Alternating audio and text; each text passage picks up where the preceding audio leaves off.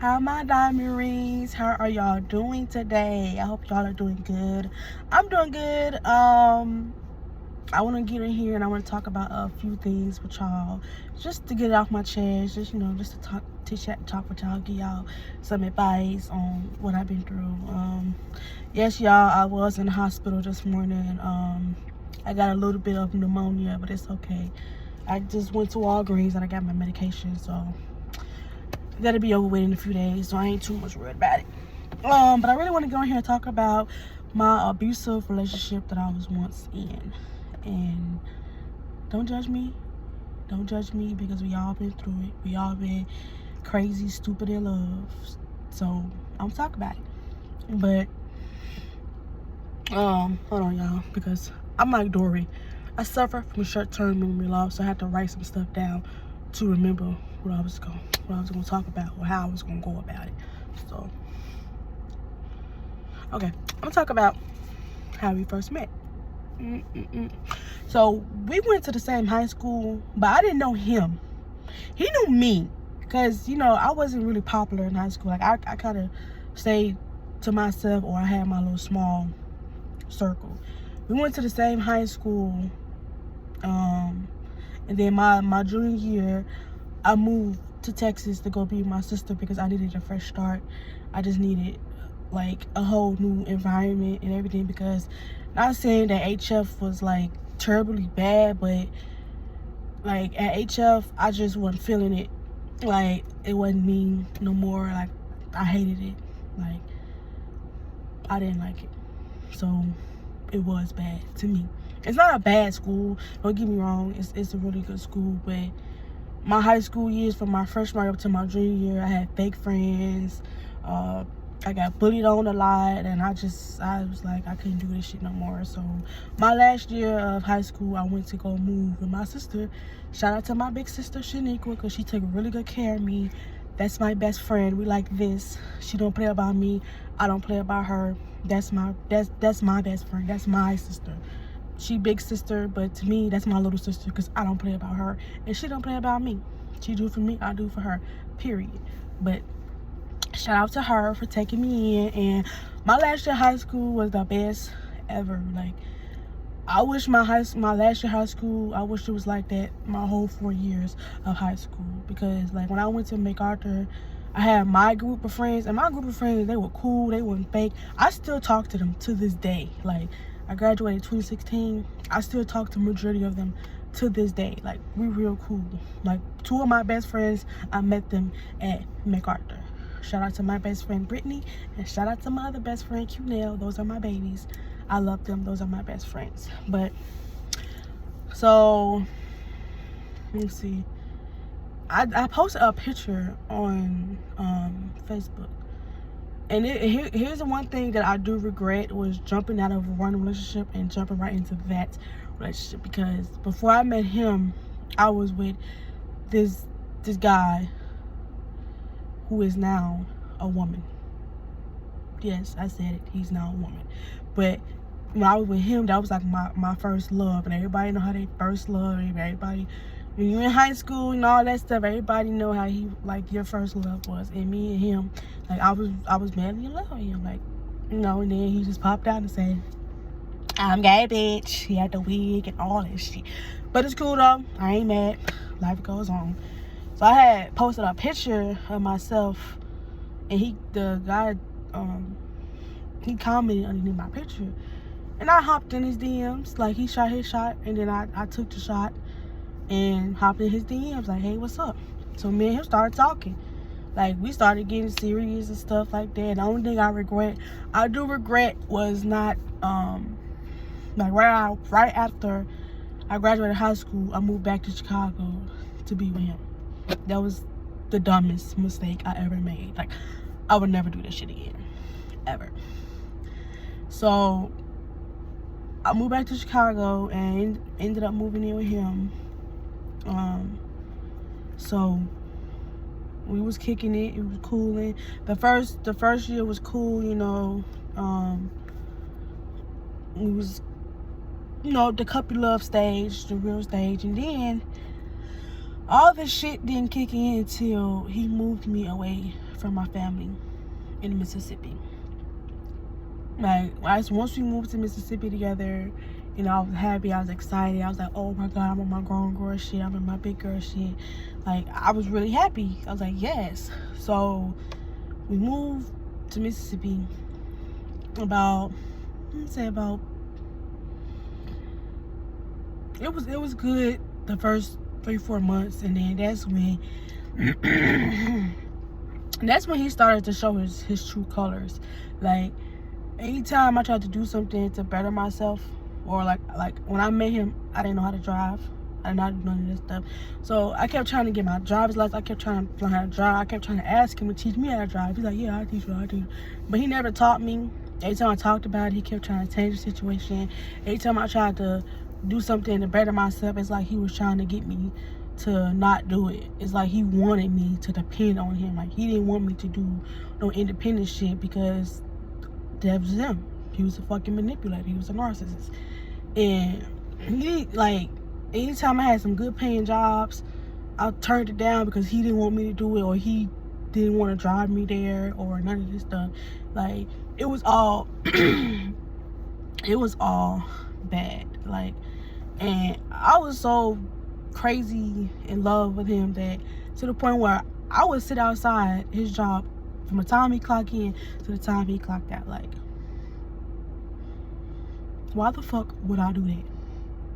Why the fuck would I do that? That was some dumb shit that I did. Cause why was I sitting in his fucking car while he was at work until he got off? That was dumb. But I was in love. I was in love with him. So that didn't matter to me. But damn sure I won't do that shit again. Hell to the fucking now. I'm doing that shit again. Nope. But at first it started with the mental abuse. Like, let me give y'all an example. Like, the time that I did work, I was working at Cracker Barrel, and you know, Cracker Barrel, you get paid out tips, and you make $2 an hour, and then you get paid out tips. The tips, they were there sometimes, and sometimes they wasn't there. And at that time, since he didn't want to get a job, he just wanted to sit at home all day and play on the Xbox.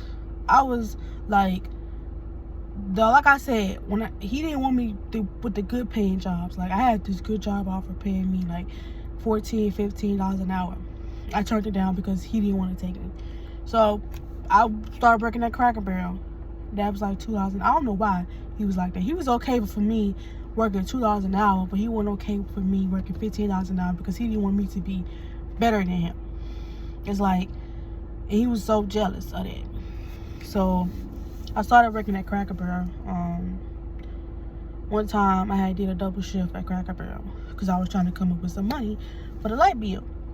So I did a double shift at Cracker Barrel, and I came home, I was tired. Like, y'all know that on the weekends Cracker Barrel is really busy, and I was like really exhausted. Like, I was really tired. So he came and picked me up.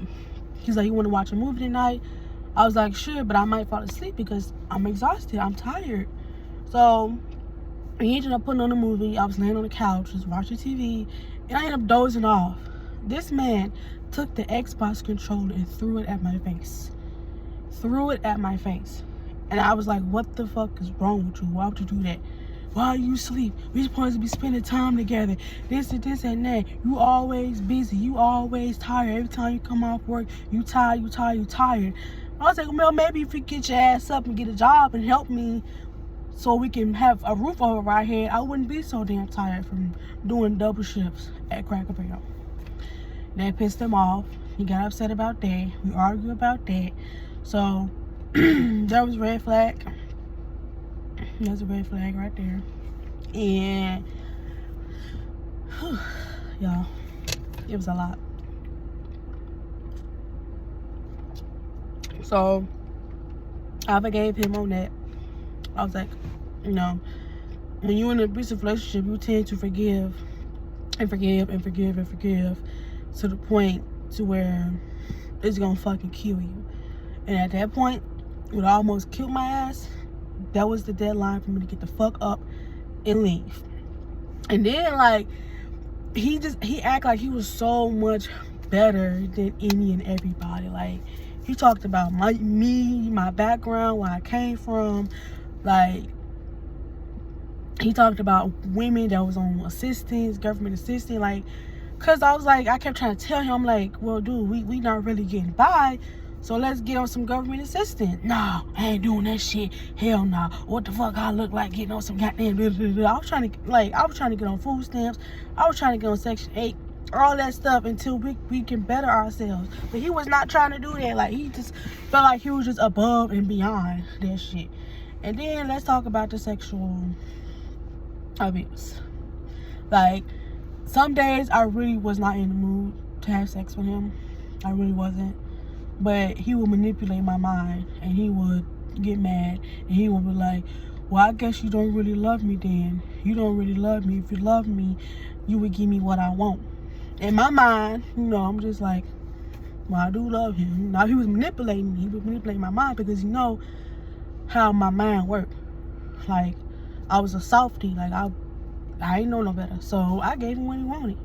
I didn't want to, but I just gave in anyways because that was manipulating me. He was manipulating my mind. And he did that to me numerous of fucking times. Numerous of times he did that to me. And it's crazy because he put on his whole front in front of his friends, in front of his family. They think he's just this godly person. But behind closed doors, that nigga was the fucking devil. Like, he was the fucking devil. And I realized it was time for me to go when he put a gun in my mouth and told me that if I leave him, he was gonna blow my brains out.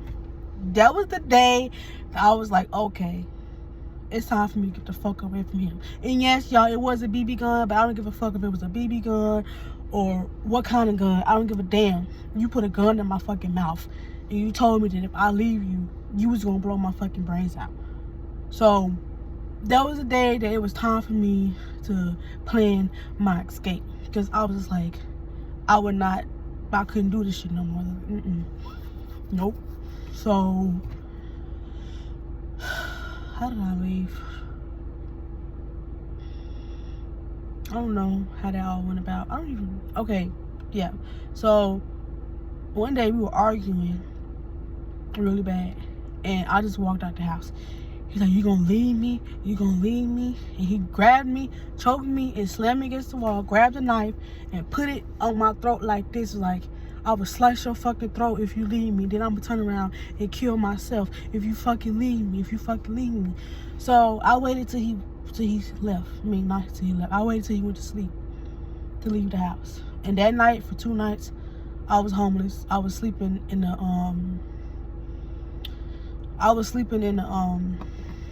laundromat, 24-hour laundromat. I was homeless for like 2-3 days. And then I don't know how my cousin, she inboxed me, and I guess some of my co-workers from my job, Cracker Barrel, had reached out to them and told them like what was going on, because they found out about it. Because one day I was working at Cracker Barrel, he came up there to my job. He was trying to force me to leave. I'm not saying how he forced me. He made me leave in the middle of a shift. Like, he made me quit. I didn't even want to quit. I didn't even want to walk out. But he was like manipulating my mind. He was like telling me to come on, let's go. And I didn't want to make a big fuss about it. I didn't want him to make a big scene. So I grabbed my shit and I left. So I quit my job. And I was like, what was the point behind that? So yes, that's what we were arguing about the day that I left. That's what we were arguing about, because I was mad at him for coming up to my job and coming to get me for no apparent reason. Like, I'm trying to make this money so we can have a place to live. And then he would take my money that I made and come out to eat with it. And what pissed me off was he would tip me with my own fucking money. Like, nigga, what? Are you dumb? Are you fucking stupid?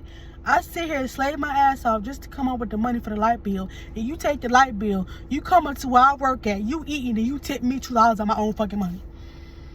What sense does that fucking make? Seriously. So that pissed me off. But anywho, he's like, yeah, come on, we finna go to my aunt's house. I was like, we can go when I'm done working. I'm in the middle of a shift right now. come on, man, come on. I was like, no, I don't want to leave. I'm gonna stay here and do my shift. So he got mad, and I didn't want him to make a scene, so I just went here and grabbed my stuff and I left. I was stupid for that. I was dumb for that. I'm not gonna say I was stupid, I was dumb. I was just, how do I put it? I was just stupidly in love, and I didn't know no better. I was young. I was only 19, 20 years old, fresh out of high school, so thinking that I knew the shit, but I didn't. So that night, he picked me up. We got to the house. We started arguing. We started fighting. I started packing up my shit and leave. And that's when he grabbed the knife and did what he did. And I waited till he was asleep. So I went to the laundromat, and I was there for like 3 days. And so my cousin reached out to me. She's like, what's going on? What's going on down there with you? A couple of your coworkers telling me some stuff. And you know, I reached out back to her, and then one of my friends, he drove me to Tennessee to meet up with them, and that's when I ended up back with my family. I ended up back in Mississippi. I was crushing on the manager at Cracker Barrel, and I remember that I had his number. And when I went back to Chicago, I was healing and doing what I gotta do. Me and him started talking, and we got together. And here we are, 4 years later. 2 kids together. We doing our shit. You know, we happy. But it was bad. Like, it was all bad. And I know people's like, why'd you stay? Why'd you stay for so long? And why'd you just sit up there and you let him do this and you let him do that? And I was like, y'all don't realize how bad an abusive relationship is until you're in it. And it really is hard to get out of an abusive relationship. And it takes women a while. That's why I never judge a person for the type of situation they in, because women, or men, because men get abused too by women, when we had enough, like people who've been abused by the abuser, when we had enough, we gonna get up and leave. Like, it might take us a while. It might take us a month, some years, but we gonna get there. We eventually will get there. And that's why I don't judge people. I was like, I just pray for them, like, don't worry. When they get tired, they gonna build their strength up and leave. And that's exactly what I did. So, ladies, men, if you're in a abusive relationship, just try your best to get up and leave. Like, it's not worth it. It's not worth your life, because some abusive relationships do end in death. And thankfully, mine didn't. Thankfully, I finally had the good strength to finally get up and say, enough is a fucking enough. Like, I can't deal with this shit no more. I cannot do this shit no more. And I fucking got up out of there, and I planned my escape. I'm not gonna say, yeah, I ran out of my escape. So, yeah, that's pretty much how that went down. And luckily, I'm not gonna say luckily, that was like, see, we got together in 2016, 2018, 2019. So I left in 2018. So I think that's like 2 years together. And like I said, the first year we was cool, we was chilling, we was in that cuddy love. And then once we moved to Mississippi, like, that's when all his true colors came out. That's like, I was like, who the fuck is this nigga? I ain't meet him. And that's the thing though, that's the thing about abusive people. They would move you out of your relationship. Not relationship, I'm sorry. They will move you out of your comfort zone, get you all alone, get you away from your family, get you by yourself, and that's when they start mistreating you. that's when they start showing their true colors. It's like, I got you to myself. I can do what the fuck I want to do. I got you madly in love with me. I got you manipulated. Now it's time for me to start showing who I really am. And who he really was a fucking manipulator, a fucking abuser. And I'm glad that I got away. So, ladies, men, if you're in an abusive relationship, know your worth and get out before it gets bad. And take therapy. Take therapy. Please, because therapy will help you get back to who you are before you met that person and before he fucked you up and put you through some trauma. So that's basically my abusive relationship. I'm sorry, y'all. That's basically my story of me being in an abusive relationship. And I swear to God, I would never, ever be in a relationship like that again. Especially not now. Now that I got 2 fucking kids, I would never in my fucking life put myself through that again. Because it's a wrap. That's a whole new me. I learned my lesson. I ain't finna sit up there and let another man put his hands on me. Let another man manipulate me. Like, no. That's done. That's over with. I learned my lesson.